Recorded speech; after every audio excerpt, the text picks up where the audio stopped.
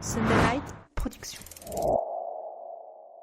Pendant 93 jours, j'ai fait le choix de ne plus consommer de sucre ajouté afin de lutter contre ma surconsommation de sucre et mon grignotage persévérant. Mais ce défi sans sucre ajouté n'est pas la seule bonne résolution que j'ai prise en 2021. En effet, après presque un an sans courir sérieusement, j'ai décidé de reprendre la course à pied de manière structurée et cadrée. Si vous avez suivi la première saison du podcast, vous n'êtes pas sans savoir que mon principal objectif de l'année dernière était de courir pour la première fois de ma vie le marathon de Paris. Et je dois dire qu'après une préparation finement menée, j'étais prêt à en découdre. Malheureusement, la suite, on la connaît, avec les annulations de courses en série. Et après cette déception, j'ai ressenti le besoin de faire une pause et de recentrer mes priorités. Pendant un temps, j'ai mis la course à pied de côté. Puis j'ai repris, puis j'ai arrêté, puis j'ai repris, puis je me suis blessé. Bref, avec le recul, je m'aperçois que j'ai fait les choses de manière décousue, désorganisée. Et pour cette reprise de 2021, je souhaite vraiment faire les choses de la manière la plus intelligente possible afin de ne pas réitérer mes erreurs du passé. Malheureusement, comme beaucoup de coureurs, le couvre-feu ne me facilite pas vraiment la tâche. Et surtout, ça m'oblige à m'adapter presque quotidiennement et continuellement. De plus, je suis toujours dans la crainte qu'une nouvelle mesure gouvernementale nous restreigne encore plus à pratiquer notre sport. Pourtant, à l'heure du télétravail, nous sommes de plus en plus sédentaires. Le sport est donc essentiel à nos vies pour qu'on reste actif et surtout en bonne santé. Afin de faire un point sur ma reprise du running, je vais partir à la rencontre de Fred, mon entraîneur. Je vais lui partager mes feedbacks et je compte aussi me renseigner auprès de lui sur les liens entre le sucre et la performance sportive. Fred, c'est un passionné de running et il maîtrise du bout des doigts toutes ces questions. Je suis donc certain qu'il aura plein de choses à m'apprendre et peut-être à vous aussi, puisque vous allez venir avec moi.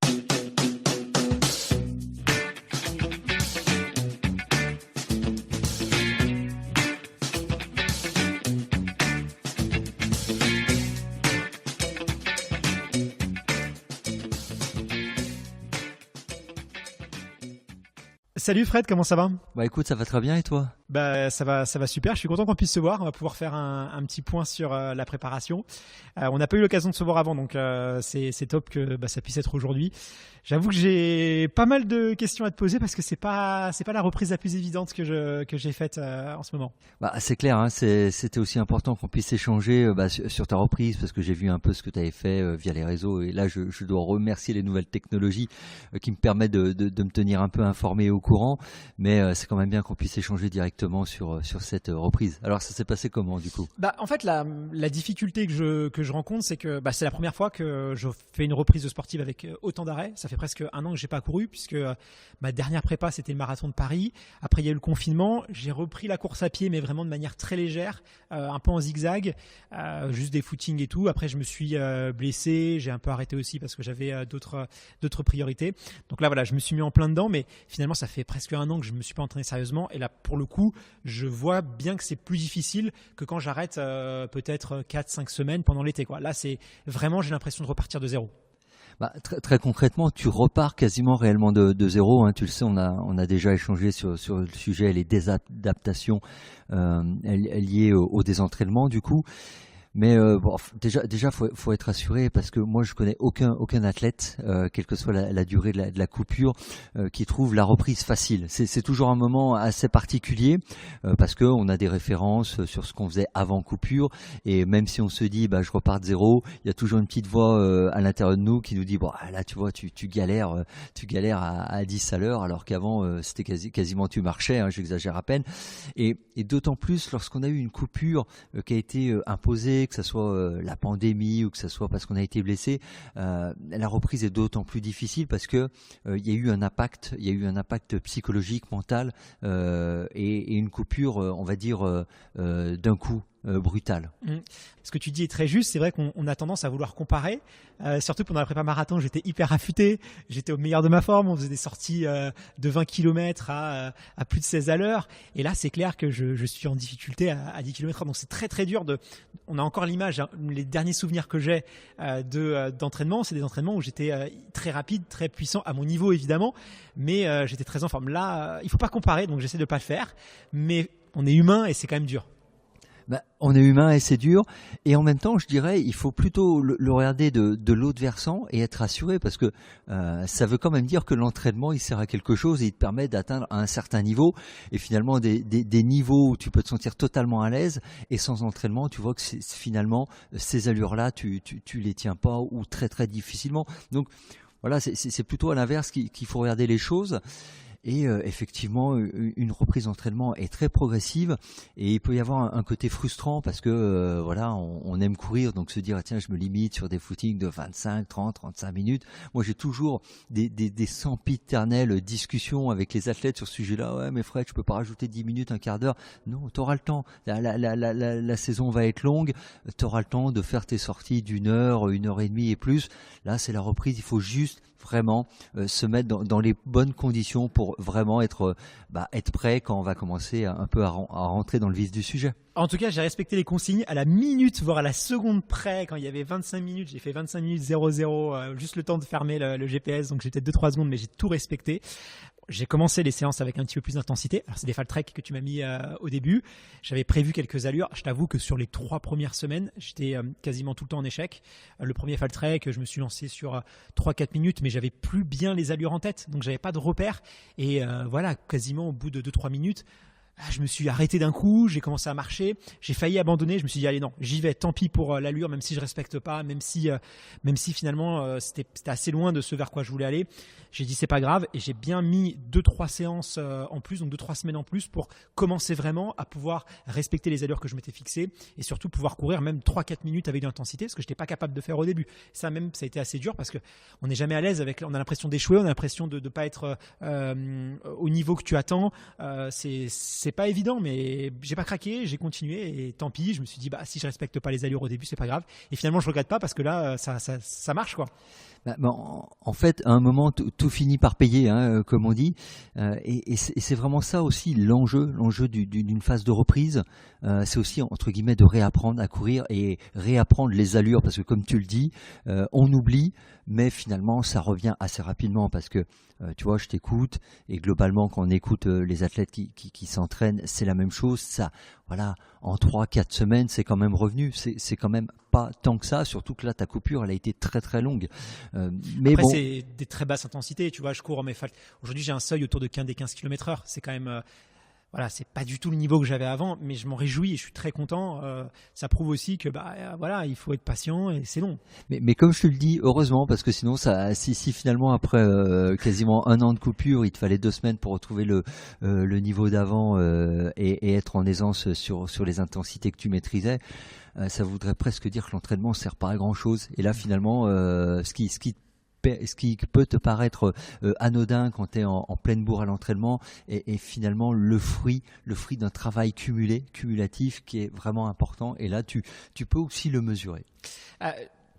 Pour toi, une bonne reprise, c'est quoi les enjeux d'une bonne reprise? Et selon toi, c'est quoi une bonne reprise sportive de la course à pied? Alors une bonne reprise, c'est celle qui te permet de te remettre l'organisme, et quand je parle de l'organisme, c'est à la fois physiologiquement, physiquement et mentalement en ordre de marche pour pouvoir reprendre un entraînement plus soutenu et avec des intensités plus élevées. Et surtout, c'est une phase qui te redonne le goût pleinement de la course à pied, de se dire oui, maintenant j'ai envie entre guillemets d'aller me faire mal, comme on le dit dans le jargon entre nous. Ça, c'est la reprise qui réussit et qui te permet finalement d'aller sur des allures que tu ne pouvais pas tenir avant, évidemment. C'est vrai qu'on a un peu mal des fois quand on fait des séances d'intensité et on perd l'habitude d'avoir mal, on perd l'envie aussi d'avoir mal, et c'est vrai que c'est quelque chose qu'il faut retrouver. Moi, ça a été dur au début parce que j'avais vraiment pas du tout envie de me mettre dans la zone rouge, quoi. Donc ça, c'est quelque chose que j'ai réussi à passer. Et tu sais que c'est une reprise un peu particulière parce que pendant 93 jours, j'ai fait le choix justement de ne plus consommer de sucre ajouté. Alors tu me connais bien, tu sais que je suis quelqu'un de gourmand. Tu me vois des fois sur les bords de piste en train de grignoter 2-3 trucs après la course parce que voilà, j'aime bien me faire plaisir et je crois que tu le sais bien. Je voulais mesurer aussi les impacts d'un régime sans sucre ajouté, c'est-à-dire où je vais pas être dans la surconsommation de sucre pour voir si je vais mieux récupérer, si je vais avoir une meilleure énergie, pour voir s'il y a des impacts sur mes performances sportives. C'est vrai qu'au début, je pensais que j'ai pris un peu de poids. pendant le confinement. J'ai pris même 4 kilos, c'est normal, j'étais en prépa marathon, je m'entraînais beaucoup. C'est tout à fait normal d'avoir repris un peu de poids. En plus, je me suis fait plaisir parce qu'il y avait le stress du confinement, tout ça. J'ai pas voulu me prendre la tête. J'ai pris 3,5, 4 kilos. Je pensais qu'avec le régime sans sucre ajouté, j'allais peut-être plus vite perdre, ce qui n'a pas forcément été le cas. J'ai perdu un peu de poids, mais voilà, on va dire de manière raisonnable, et c'est très bien hein, finalement. Mais bon, on sait que c'est pas évident de courir en ayant une petite surcharge pondérale entre guillemets. Est-ce que par exemple courir à jeun le matin, ça peut m'aider à perdre du poids? Est-ce que c'est pas une bonne stratégie que je peux mettre en place? Qu'est-ce que tu en penses? Alors, sincèrement, si l'idée de courir à jeun est uniquement guidée par la volonté de perdre de poids, je dirais que cette stratégie n'est pas forcément la bonne, parce qu'en fait, la perte de poids efficace passe avant tout, et ça tu le sais, par un rééquilibrage alimentaire, pas forcément un régime privatif, vraiment un rééquilibrage alimentaire et une activité physique assez quotidienne, maintenue et soutenu. Alors, après, l'idée vraiment de l'entraînement à jeun, c'est entre guillemets d'optimiser l'utilisation de certaines filières énergétiques, mais très honnêtement, c'est pas ça qui va te faire perdre le plus de poids, parce que quand même l'idée, c'est que l'énergie que tu as perdue durant ta sortie à jeun, qui sera le cas le plus fréquent, un footing, tu vas le récupérer derrière. Il ne s'agit pas, tu vois, de courir à jeun et pas de se réalimenter derrière pour perdre du poids. Ça, c'est sans effet. Donc voilà, la clé, c'est surtout rééquilibrage alimentaire et activité physique, tout simplement. D'accord. Bon, bah écoute, il n'y a pas de remède miracle. On va tâcher d'être patient et faire les choses correctement. Tu me dis qu'il y a plusieurs filières énergétiques. J'ai vraiment envie de m'intéresser notamment à la place du sucre dans la performance sportive. Alors, effectivement, je sais de mémoire, je parle sous contrôle, qu'il y a, je crois, 3 types de filières énergétiques qui correspondent à des types d'efforts différents, en fonction que si on court doucement, on va utiliser une certaine filière, si on court vite, une autre, si on court très vite, une autre. À chaque effort, à chaque filière, il y a des substrats, que ce soit des glucides, lipides, glucose. Qu'est-ce que tu peux m'en dire? Est-ce que quelle est la place du sucre dans tout ça, et comment est-ce que ça peut m'aider, et sur quel type de séance le sucre est peut-être plus important si je fais l'intensité, si je fais de la basse intensité, du fond? C'est quoi vraiment le rôle du sucre dans la course à pied? Alors en fait, le sucre, mais là on parle pas forcément, je parle du sucre de manière globale, a une place centrale, parce que ça va être le substrat, privilégié de création de l'ATP, qui est l'énergie qui permet à tes muscles de fonctionner. Et cette production d'ATP, elle se fait, comme tu l'as dit, suivant 3 filières. Je ne vais pas les détailler ici. Et du coup, ce qui va servir à créer l'ATP, en fait, ça va être les substrats de nature différente, comme tu le disais. Il va y avoir les glucides et il va y avoir les lipides, en fait. Donc, classiquement, à basse intensité, on va plutôt utiliser la filière lipidique pour créer de l'énergie. À moyenne et haute intensité, plutôt les glucides. Et à très haute, vraiment, ce qui est la filière dite anaérobie lactique. Là, c'est vraiment les substrats directs de réserve dans le muscle, mais qui sont très limités. Ce qu'il faut bien comprendre, c'est que globalement, les 2 filières glucidiques et lipidiques, en fait, fonctionnent globalement ensemble. Seulement, il y en a une qui est prépondérante suivant l'allure. C'est pas à un moment, je bascule totalement dans l'utilisation de la filière lipidique ou totalement dans la glucidique. Donc, après, le sucre, il est central. Et tu le sais bien, on parle souvent classiquement de sucre lent, sucre rapide. Maintenant, on préfère l'appellation sucre simple et sucre complexe. Et en fait, cela vient du fait de leur assimilation et libération dans le sang. Un sucre était dit rapide ou simple lorsque il va rapidement faire augmenter le taux de glycémie, qui est le taux de sucre dans le sang. Et ça, pour le sportif, ce n'est pas forcément l'idéal, en fait, parce que si ces sucres dits rapides ne sont pas directement utilisés, après, ils sont restockés, et ce restockage sera sous forme lipidique, notamment. Et donc, vraiment, l'idée, c'est d'avoir comme je te disais, une alimentation qui reste équilibrée, mais pour ça, ta diététicienne te conseillera bien mieux que moi, parce que c'est son métier. L'idée, c'est vraiment d'avoir une alimentation qui t'apporte l'ensemble des substrats dont tu as besoin, et évidemment de limiter au maximum les sucres dits simples, les sucres rapides et surtout les sucres raffinés. Il faut privilégier la voie naturelle qui est plus facilement assimilable par l'organisme.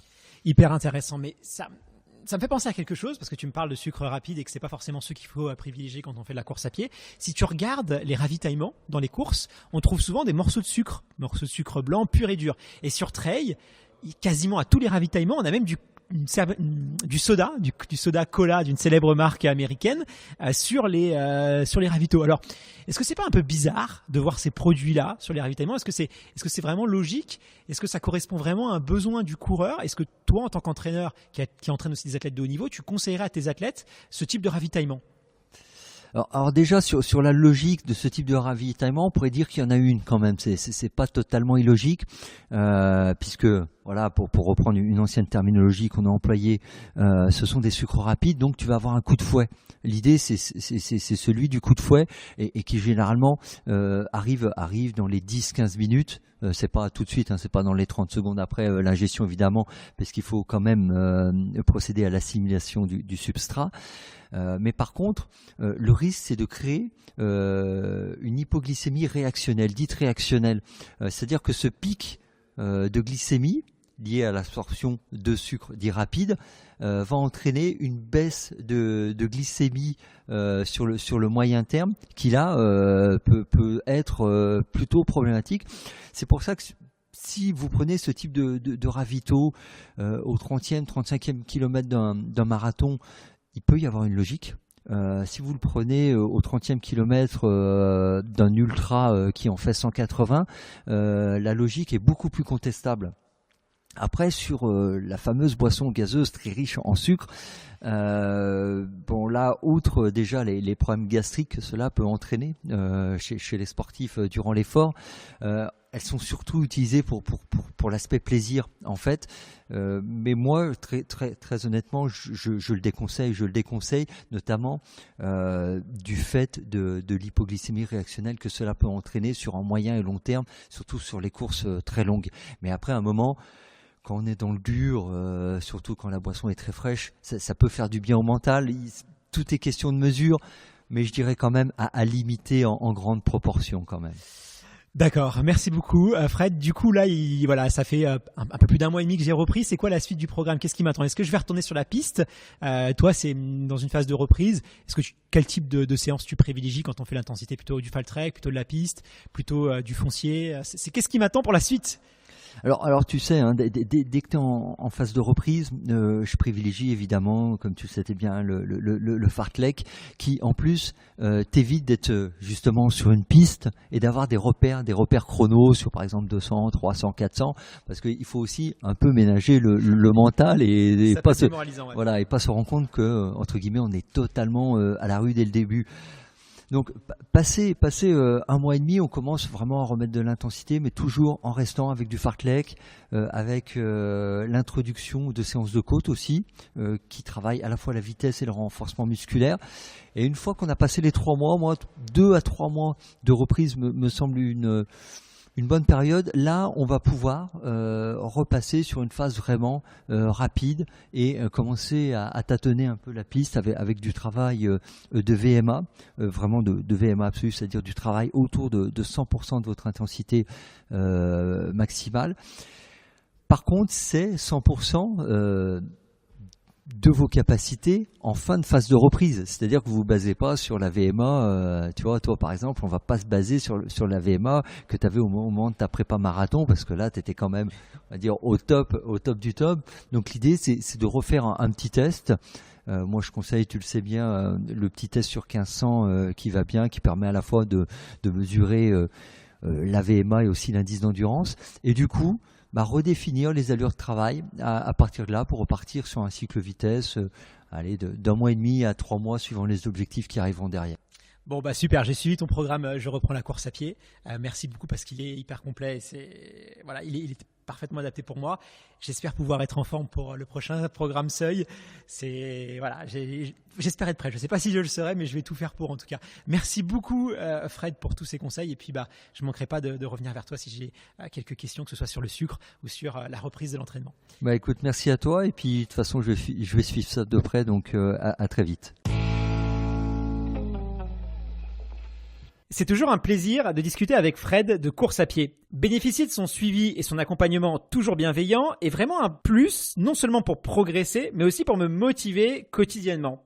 Pour la suite de cette aventure, j'ai maintenant envie d'en savoir plus sur l'histoire du sucre. Quelle place a-t-il occupé dans notre alimentation au fil des siècles ? Comment peut-on expliquer que la France est l'un des plus gros raffineurs de sucre en Europe et même dans le monde ? Quel lien si particulier les Américains entretiennent-ils avec cet aliment ? Je compte bien apporter des réponses à toutes ces questions. Alors si vous voulez ne rien manquer du prochain épisode, abonnez-vous au podcast et surtout n'hésitez pas à me laisser une évaluation et à m'écrire un petit mot pour m'encourager et me donner vos conseils et vos idées. C'est très important et je lis chaque commentaire. Je vous donne rendez-vous dès vendredi prochain pour un nouvel épisode. Je vous dis à très vite.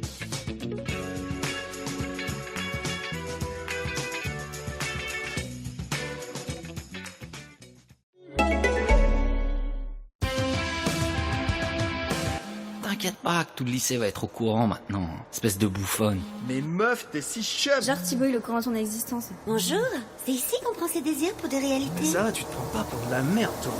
Quand on est MDR, on est parfois en manque de repères, et tout sauf mort de rire. Découvrez MDR Manque de repères, le podcast Orange qui sensibilise aux dérives du digital. Écoutez dès maintenant l'épisode 1, Demande en ennemi. Orange. Ange. Ange. Ange. Ange.